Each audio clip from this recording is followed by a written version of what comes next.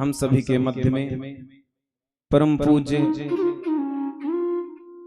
श्री राम हर्षण कुंज सेवा संस्थान साजा के परम पूज्य महाराज श्री वैष्णव दास जी महाराज कृपा पूर्वक पधारे हैं। हम सभी का बड़ा सौभाग्य है। देखिए, संतों के दर्शन जो होते हैं ना, भगवान की कृपा के बिना नहीं हो सकते। और महाराज जी कृपा करके आप सबको दर्शन देने के लिए और हमको इस बालक को आशीर्वाद देने के लिए पधारे हैं। एक बार जोरदार ताली बजा करके पूज्य महाराज श्री का स्वागत करें। देखिए, हमारा जीवन जो है ना, बचपन से ही संतों के बीच में गुजरा है, इसलिए जब संतों के दर्शन होते हैं तो बहुत ही आनंद आता है, क्योंकि माता पिता से ज्यादा सानिध्य संतों का मिला है। और पूज्य गुरुदेव की शरण में रह करके आज 16-17 वर्ष हो गए अयोध्या धाम में, तो इन संतों की चरण रज की कृपा, ये जो दास आज कुछ आप सबको टूटा फूटा शब्द जो भी बन रहा है श्रवण करा पा रहा है।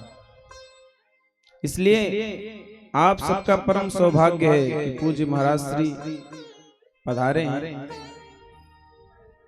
कथा आरंभ करें इससे पहले मैं चाहूंगा कि पूज्य महाराज श्री 5 मिनट 10 मिनट जो भी आशीर्वाद स्वरूप हमको कुछ इस व्यासपीठ को प्रदान करें, उसके बाद कथा को आगे बढ़ाएंगे। बोले वृंदावन बिहारी लाल की पूज्य महाराज श्री सीताराम जी महाराज की, श्री भागवत महापुराण की, श्री व्यास जी महाराज की जय जय श्री सीताराम। मानव जीवन भगवान की सबसे बड़ी उपलब्धि है।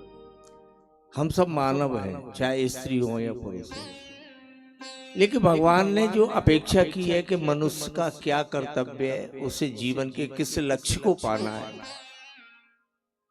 इसे शास्त्रों से अवगत कराया गया है। जब तक हम शास्त्र की शरण में नहीं जाएंगे तब तक हमें अपना लक्ष्य नहीं मालूम होगा कि हमारे जीवन का अंतिम लक्ष्य क्या है। आज आप भगवान का पावन चरित्र व्यास जी के श्रीमुख से श्रवण कर रहे हैं। ये हमारे जीवन की एक ऐसी महत्वपूर्ण घड़ी है जो काफी सुकृत पुण्यों के बाद प्राप्त होती है। तो निश्चित मानिए आप लोग बड़ी पुण्य आत्मा हैं कि भगवान का पावन चरित्र आप केवल श्रवण करें। केवल श्रवण करने से इसका जो लाभ है उसकी तुलना एह कलिकाल न साधन दूजा। इस कलिकाल में जो वर्तमान वातावरण है उसमें आप यज्ञ करें, जप करें, तप करें, ठीक है, लेकिन भगवान का पावन चरित्र एकाग्र होकर सुने, इसके समान कोई चीज नहीं है। महान भक्तों के चरित्र आप श्रवण करेंगे जो हमारे जीवन में प्रेरणादायी है। और 24 अवतारों में जो सबसे महत्वपूर्ण भगवान श्री राम और श्री कृष्ण के अवतार हैं, जो एक लीला प्रमुख है, एक मानस को मानस बनाने वाले हैं, वो चरित्र शायद आज चतुर्थ दिवस है तो भगवान श्री राम का भी पावन चरित्र आएगा।